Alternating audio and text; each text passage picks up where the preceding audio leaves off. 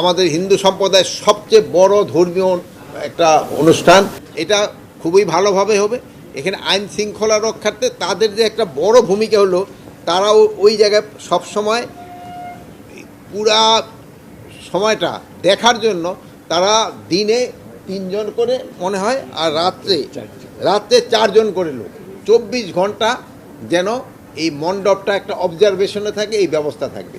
আর আমাদের থেকে আনসারের আমার সদস্যরাও থাকবে এবং তারাও এই 24 ঘন্টা ওটা অবজার্ভ করবে যেন কোনো রকমের কোথায় সমস্যা না হয়।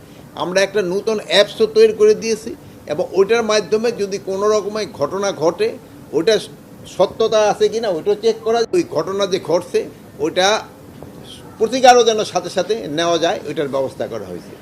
আর এই পূজা উপলক্ষে অনেক সময় আশেপাশে যে মেলাগুলি হয়, তারপরে ওখানে গাজার আড্ডা বসে, মদের আড্ডা বসে, এইগুলি কিন্তু এবার কোনো অবস্থায় হবে, কোনো রকমের কোনো মেলা হবে না। বাট ওই ছোটোখাটো 2-1টা দোকান থাকতে পারে যেটা